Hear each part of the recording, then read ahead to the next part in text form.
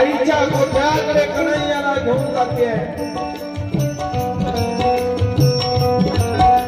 गाईच्या गोमूत्राने आणि शेण पाण्यामध्ये टाकून स्नान घातलं कन्हैयाला.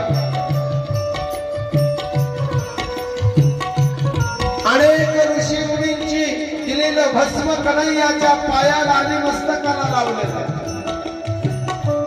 तरी कन्हैया रडायचा थांबत नाही. नाना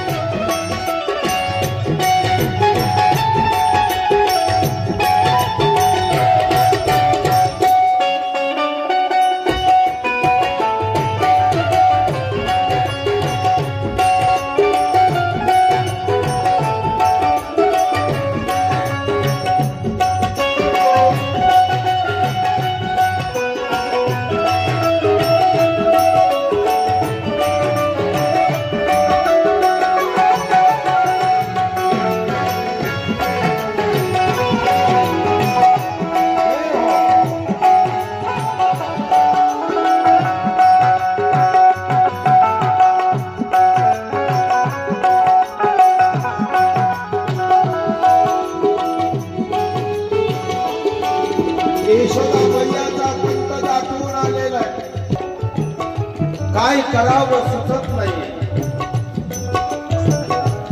सकाळी सकाळी घरातले काम जसेच्या तसे पडलेले असतात. बाळाला पाळण्यामध्ये घातलेला आहे आणि चिंतेने यशोदा मैया दूर हलवते. पाळण्यामध्ये सुद्धा बाळ थांबायला तयार. अंगी धरो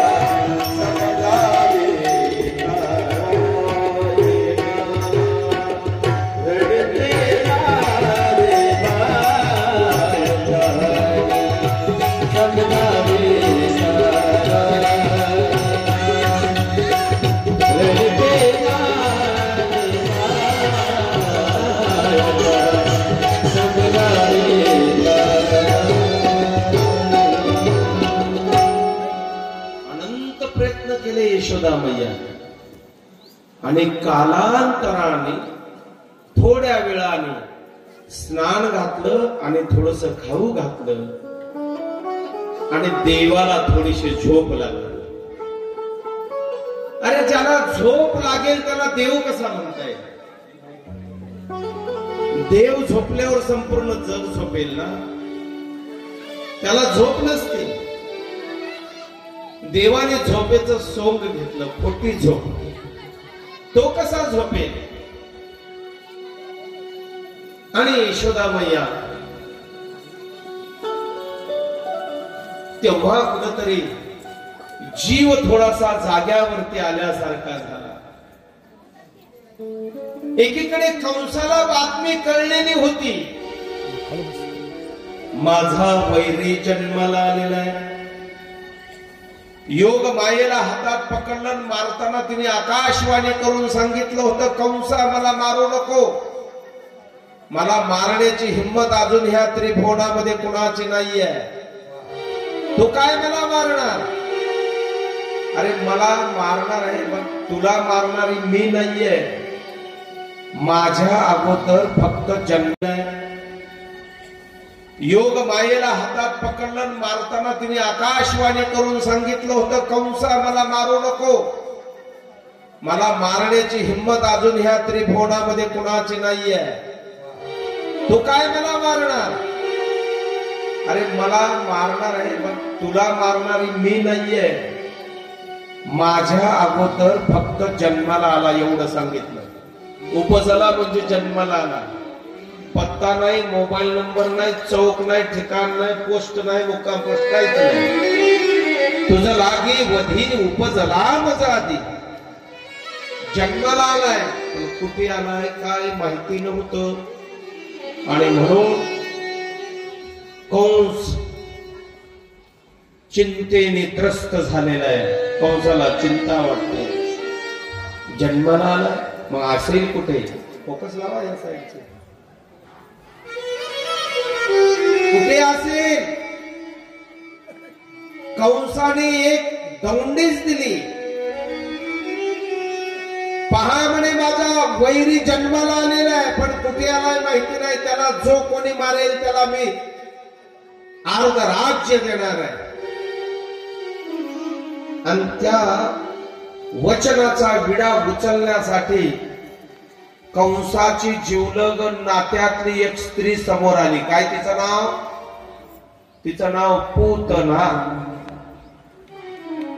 पूतना नावाची राक्षसी समोर आली आणि म्हटली, राजा कशाला काळजी करतोस? मी आहे ना, मी आहे. मी जो कोणी तुझा वैरी असेल तर मी त्याचा वध केल्याशिवाय राहणार नाही, माघारी येणार नाही. विडा उचलला आणि नामदेवरायांनी तिचं वर्णन केलंय.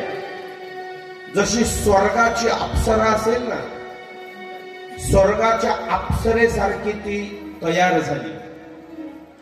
पण स्तनामध्ये विष भरलं. तिला माहिती नाही कंसाचा वैरी नेमका कोण आहे. कोण आहे माहिती नाही. मग तिने काय केलं? सुंदर देवांगनाचं रूप धारण केलं. स्तनामध्ये विष भरली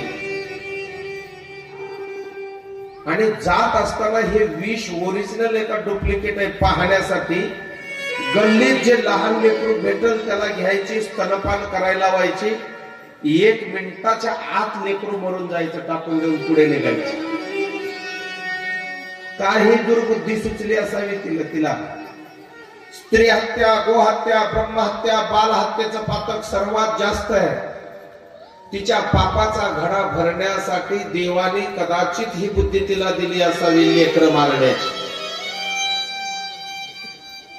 या 8 दिवसाच्या आत जन्माला आलेली बाळकं शोधायची, त्यांच्या घरात जायची. आई इकडे तिकडे तरी काही काम करत असताना दिसली का ती त्या लेकराला घ्यायची, स्तनपान करायची. 1 सेकंदात 1 मिनिटामध्ये मेलेलं असायचं लेकरू. अशा पद्धतीने ती देवांगना दीन दुर्बळाची माळी मारीत बाळके, अनेक लोकांची शेकडो लेकरं मारली ती. आणि गोकुळामध्ये प्रवेश तिचा झाला पुतणेचा. पुतना गोकुळात येते आणि गोकुळामध्ये विचारावं नेमकं कुणाला, विचारावं नेमकं कुणाला. प्रत्येक इकडे माझ्याकडे बघा, इकडे इकडे इकडून येणार.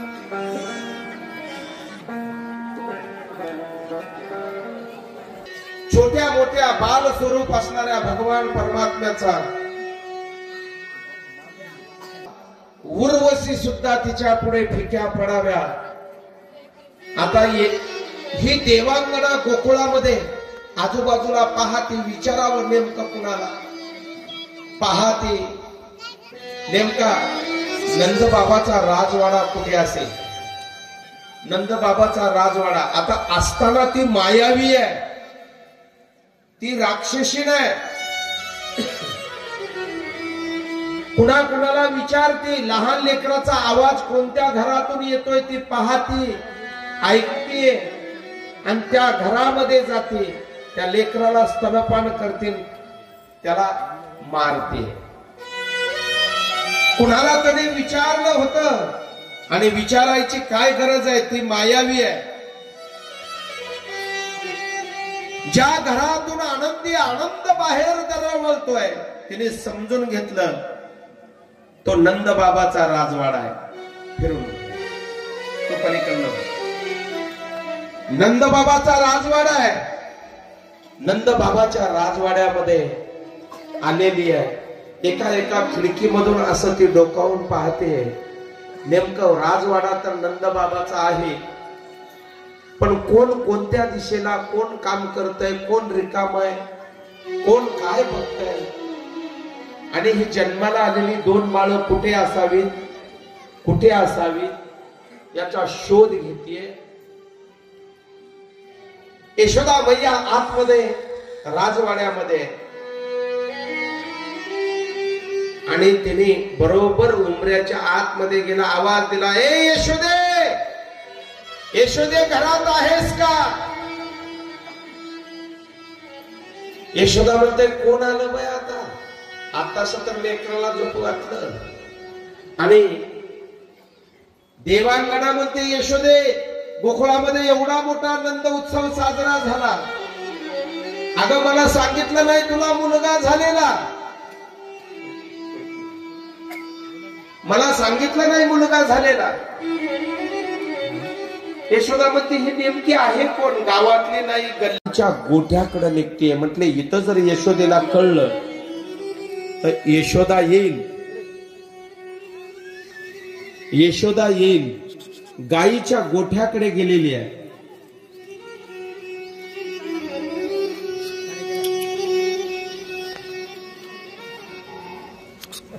तू त्यांना जाऊ दे, तू शूटिंग इकडे धरते, त्यांच्याकडे नको धरू, तिकडे कुठं पाजण्यासाठी कृष्णाला नेलेली आहे. आणि पाठीमागे गेली, पदरवर केला आणि कृष्णाला स्तनपान करायला सुरुवात केली. देवाने डोळे झाकलेले आहेत. विष प्राशन करीत असताना देवाने डोळे झाकले. देवाने डोळे का झाकले याचे 5 कारण आहेत. 5 कारण आहेत. कोणते 5 कारण आहेत. देवाचे डोळे, एक तर पुतना ही राक्षसी नाही. भगवान म्हणतात मी आलोय दुष्टाचा नाश करण्यासाठी, त्या कामाचा शुभारंभ मला आज करायचा आहे. म्हणून डोळे झाकून मंगलाचरण केलं, गणपतीचं स्मरण केलं. नीट ऐका. कारण नंबर 2, मी आलोय दही दूध तूप लोणी खाण्यासाठी आणि ही पुतना मला विष पाजण्यासाठी आली. विष पाजणं आणि विष पचवणं हे तर भोलेनाथ बाबाचं काम आहे, भोलेनाथ बाबाचं काम आहे. भोलेनाथ भगवान परमात्म्याला विनंती केली, मी विष पितोय, फक्त ह्याची शक्ती, याचा प्रभाव मला न व्हावा याच्यासाठी तुम्ही मला मदत करा. चौथ्या नंबरचं कारण सांगितलं. तिसऱ्या नंबरचं, देवाचा एक डोळा सूर्य आणि एक डोळा चंद्र आहे. पुतना मेली तर एक तर चंद्र लोकात जाईल, नाही तर सूर्य लोकात जाईल, म्हणून डोळे बंद केले. भगवान म्हणतात देव हा मायापती आहे आणि पुतना मायावती आहे. मायावती आणि मायापती, तिची आणि देवाची नजर एक झाली नाही पाहिजे. एक गोड शेर आहे, मी सांगतो, त्या वाक्याचा विप्रयास करू नका. नजरों से नजर मिली तो प्यार होता है, दिल वही देता है जो दिलदार होता है. दिल या शब्दाचा अर्थ आहे हृदय. देवाची आणि पुतणीची नजर जर एक झाली तर भगवान म्हटले, माझ्या नजरेत जर तिची नजर मिळाली तर ती मला विष पाजणार नाही, सोडून देईल कदाचित, किंवा मी तिला न मारता जाग्यावर थांबेल, म्हणून डोळे झाकले. ज्याच्यावर दृष्टी टाकावी त्याचं कर्तृत्व तसं असावं लागतं, त्या दृष्टीला पात्र तो असावा लागतो. देवाने आपल्यावर दृष्टी टाकावी, देवाची दृष्टी आपल्यावर पडण्यासाठी आपण पात्र आहोत का? पुतना ही पात्र नव्हती, म्हणून देवाने डोळे झाकलेले आहेत. आणि देवाने डोळे झाकले, पुतनेचं सर्व विष शोषून घेतलं. विष शोषून घेतल्यावर पुतना पदर काढायची आणि देवाकडे बघायची. मेला असला का? त्याच्या अगोदरचे एका मिनिटात मेलेले. विष तर ओढलं, पुतनेच्या शरीरातलं रक्त ओढायला सुरुवात केलं देवाने. पुतनेच्या शरीरातलं रक्त ओढायला सुरुवात केलं. पुतनेच्या शरीरातले पंच प्राण ओढायला सुरुवात केले. पुतना म्हणती या अगोदर सगळी जी होती, या अगोदर सगळी जी होती एका मिनिटात मरत होती, हे अजून कसं मरत नाही, हे अजून कसं मरत नाही. आणि मग पुतणेचं प्राण ओढायला सुरुवात केली देवाने. पुतना भयभीत झाला आणि पुतना म्हणती देवा, अरे तो कोण आहे? सोड मला, अरे मला सोड, सोड मला, तू सोड, माझा जीव जायला गेलाय, जीव कसा मी सोड मला देवा, सोड.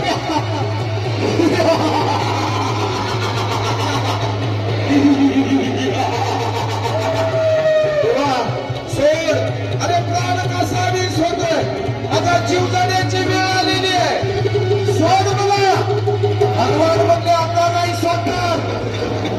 आता म्हणले मी एकतर कुणाला अगोदर धरत नाही, कुणाला धरत नाही आणि धरल्यावर सोडत नाही.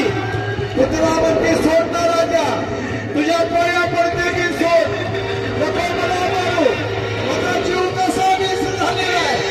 पुतळा म्हणते देवा, देवा हा मला सोड. कृष्ण सोडायला तयार आहे. पुतळेचं विष तर संपलं, पुतळेचं रक्त संपलं, पुतळेचं रक्त संपलं, पुतळेचे प्राण संपत चाललेले आणि पुतना शेवटी अंतिम प्राण ओठामध्ये.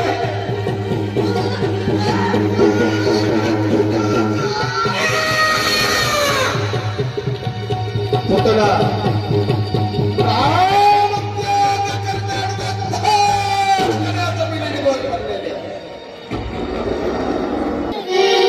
मेली हो बिचारी मेली.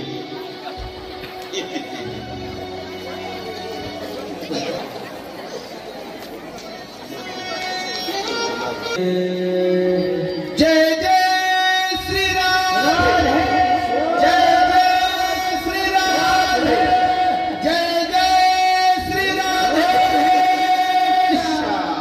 बाबाचा राजवाडा. आता असताना ती मायावी आहे, ती राक्षसी नाही.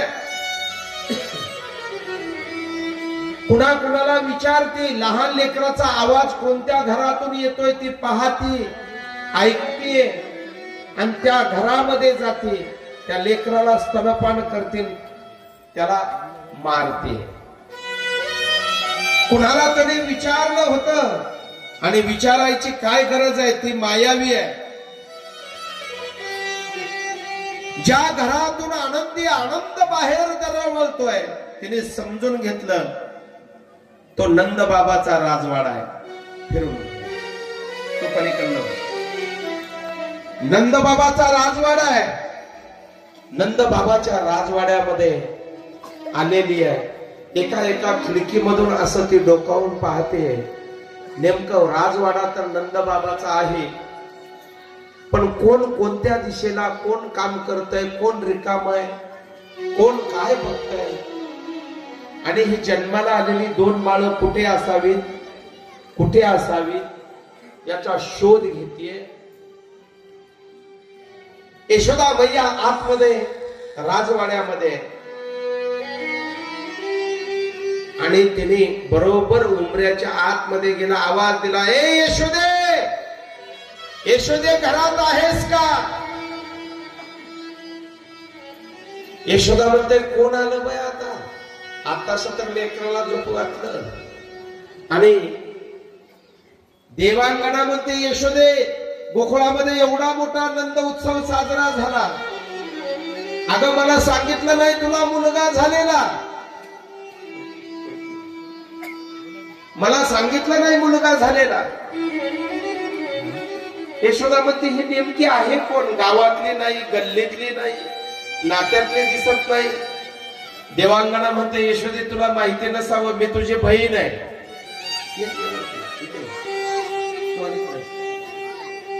यशोदा विचार करते, असेल कोणीतरी सावत्र, गुरु बहीण मानलेली, आत्या बहीण, अमोक नमोक. म्हटली, यशोदे कृष्ण तुझा मला काय म्हटले, मला भेटलाच नाही, बघू दिलं नाही. यशोदा मैया म्हणते,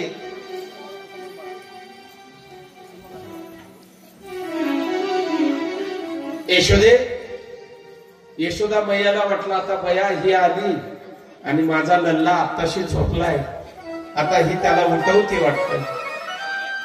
नाही ग म्हटले, मला बघू दे ना.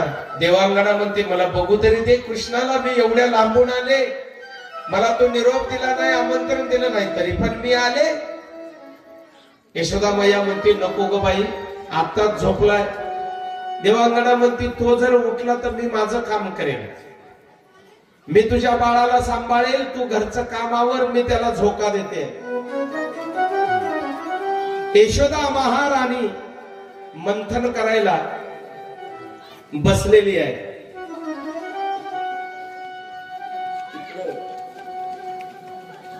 यशोदा महाराणी मंथन करायला बसलेली आहे. आणि देवांगणा, आता नीट ऐका, देवांगणा हिला मारण्यासाठी,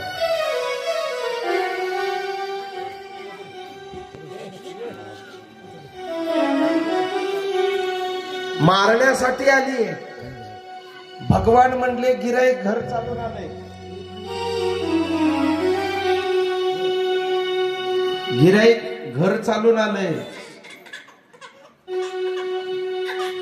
आणि तेवढ्या देवांगणा म्हणते, काय यशोदा खोटी आहे, यशोदा खोटी आहे, हात जागीच आहे. ए हो बाजूला.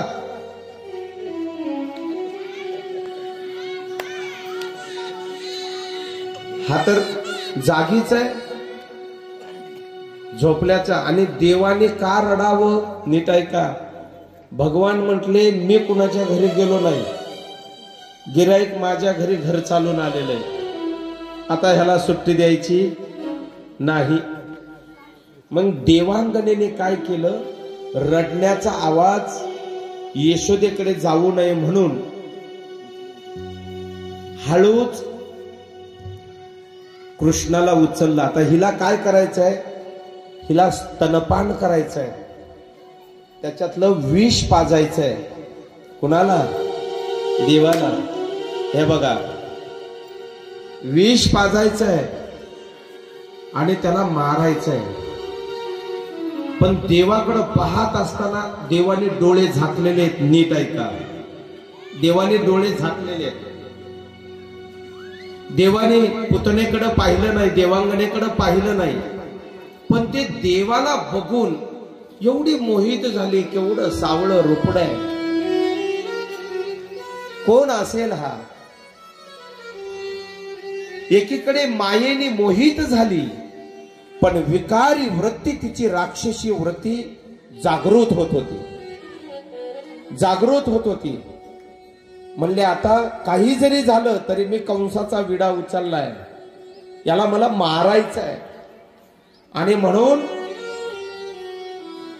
देवांगना कन्हैयाला स्तनपान करण्यासाठी गायीच्या गोठ्याकडे निघते. म्हटले इथं जर यशोदेला कळलं तर यशोदा येईल,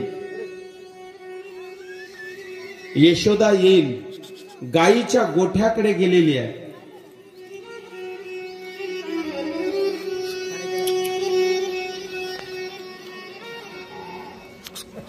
तू त्यांना जाऊ दे, तू शूटिंग इकडे धरते, त्यांच्याकडे नको धरू, तिकडे कुठं वाजण्यासाठी कृष्णाला नेलेली आहे. आणि पाठीमागे गेली, पदरवर केला आणि कृष्णाला स्तनपान करायला सुरुवात केली. देवाने डोळे झाकलेले आहेत. विष प्राशन करीत असताना देवाने डोळे झाकले. देवाने डोळे का झाकले?